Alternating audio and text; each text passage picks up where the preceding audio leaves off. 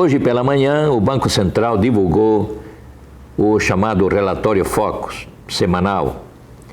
E lembro a vocês que lá no site do Banco Central você vai procurar este relatório no dia 7 de agosto. Hoje é dia 10, uma segunda-feira, pela manhã. E lembro também da importância deste relatório Focus. Ele é extremamente importante para todos os agentes econômicos. Ele trata de inflação, ele trata da taxa de juros, da taxa de câmbio, trata do déficit público, trata do serviço da dívida pública, trata do setor exportador, importador, balança de pagamentos e também, conforme veremos, trata da projeção do crescimento da economia brasileira em 2020, nesses tempos desse terrível vírus, Covid-19. Bom, lembrando sempre, este relatório não é do Banco Central. As informações que estão aqui não são do Banco Central. Essas informações foram enviadas ao Banco Central por um conjunto enorme de economistas que trabalham em escritórios próprios de consultoria econômica, que trabalham em bancos, que trabalham em financeiras, corretoras e assim por diante. E esses colegas economistas, eles, na sua grande maioria, possuem excelentes modelos econométricos de previsão sobre o futuro destas variáveis, que são variáveis selecionadas. Não é qualquer variável que está aqui no relatório Focus. São variáveis que fazem parte de modelos macroeconômicos. Nós temos aqui a taxa de juros, temos a taxa de câmbio, nós temos o déficit primário, nós temos o resultado nominal, temos crescimento da economia, temos setor externo, taxa de inflação pelo IGPM, preços ao consumidor pelo IPCA, enfim, há um conjunto de variáveis extremamente relevantes e úteis para todos os agentes econômicos. Vamos lá? A primeira questão que eu coloco, e coloco sempre, não faça leitura linha por linha. Não, nós temos que correlacionar estas variáveis. Então, por exemplo, a taxa de juros, o Banco Central na última quarta-feira a fixou em 2% ao ano. Que taxa de juros é essa? A taxa de juros que remunera os títulos públicos do governo federal, a chamada Selic, Serviço Especial de Liquidação e Custódia, Selic. Então, essa taxa de juros, ela é nominal e podemos fazer o cálculo dessa taxa de juros em termos reais. Em termos reais, nós temos que pegar dentre esses índices de inflação que estão aqui, o IPCA, IGPM, preços administrados, nós temos que pegar aquele que melhor se aproxima do que seria a taxa de inflação. E o que melhor se aproxima da taxa de inflação da economia brasileira é o IGPM, Índice Geral de Preços, Mercado. Isto porque o IPCA é Índice de Preços ao Consumidor, só vê os itens que o consumidor consome. O IGPM é mais abrangente. Tem críticas também, mas ele é mais abrangente. Ele pode ser considerado como a proxy da inflação. O IPCA não é para ser considerado como a proxy da inflação. Então, se a previsão do IGPM está em 8,76% até o final desse ano, retiro 2% numa forma bem simplificada, tá? Não é bem assim. Teria que pegar 1 mais E, mais a inflação dividido para... Não, mas aqui é mais simples. Eu pego a taxa de juros, tiro a taxa de inflação e vou encontrar que a taxa de juros real está em menos 6,76%. 8,76 menos 2 ou ao contrário. Esta é, então, a previsão da taxa real de juros, muito negativa, perto de 7% negativa. E isto, é claro, para investidores internacionais é um alerta. Opa, espera aí, a taxa real de juros aí é negativa. ela tem uma forte correlação com o serviço da dívida. E, aliás, o resultado primário e o resultado nominal permanecem nessa semana iguais aos da semana passada. O serviço da dívida está em 3,59% do PIB.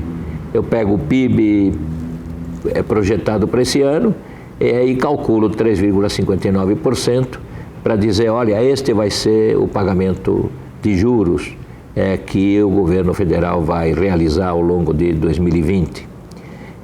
Também a taxa de juros está fortemente correlacionada com as taxas de juros internacionais, né, em termos reais, e também está fortemente correlacionada com a taxa de câmbio. A taxa de câmbio está prevista aqui em R$ 5,20. Tá, mais ou menos esse valor é o que está no site do Banco Central para os dias de hoje, que está sendo cotado.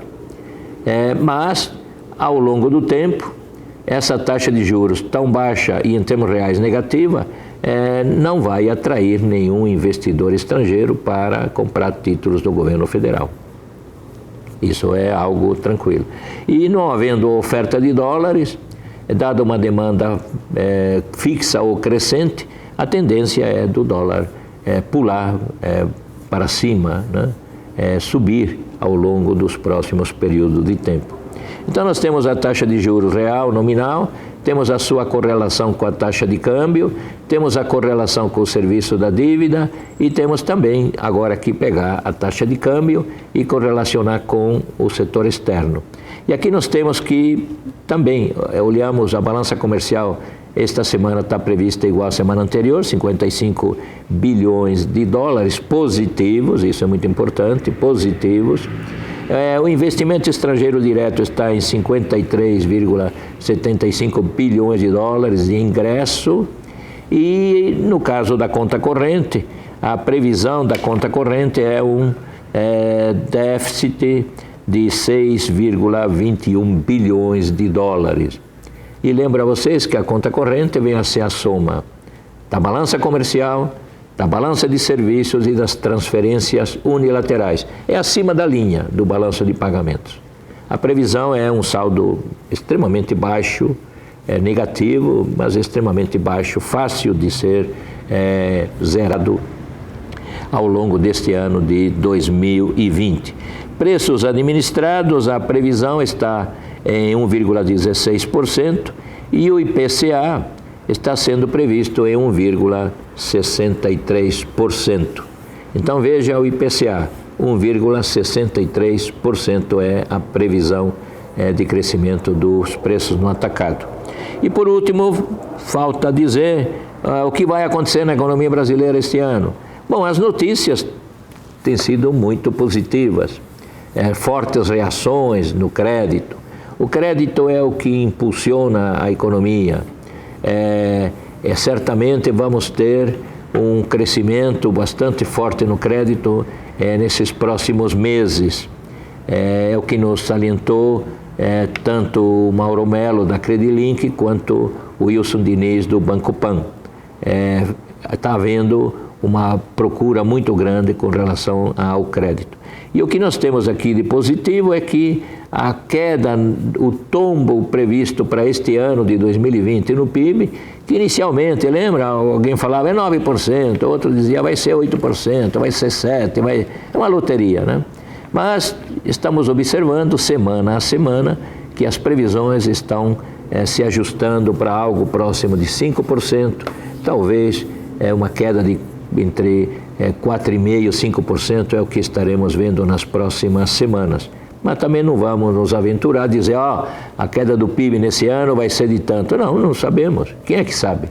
Não sabemos nada sobre o futuro da economia. Mas já é um bom sinal verificar que semana a semana a previsão do tombo para a economia brasileira este ano está sendo reduzida. Nós temos também que fazer menção ao setor industrial. Também ele está reagindo fortemente em função também desse aumento da demanda de crédito. Alguns setores vão demorar mais.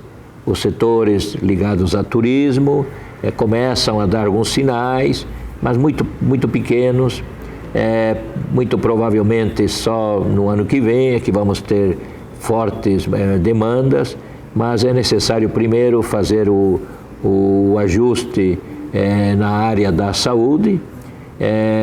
Vamos torcer, pedir para o Criador aí que esse Covid-19 nos deixe de maneira definitiva e que essas vacinas cheguem e sejam extremamente eficientes. Também nós temos que pensar nessa situação. E lembro a você que a Ordem dos Economistas do Brasil, pela mudança em seu estatuto, aceita como sócio honorário todos aqueles profissionais que tenham realizado cursos de pós-graduação em economia. Então, se você não é bacharel em economia, mas tem um curso de pós-graduação na área de economia, ligue para nós aqui na Ordem dos Economistas do Brasil. Você será muito bem-vindo como nosso associado. Até o próximo Relatório Focus.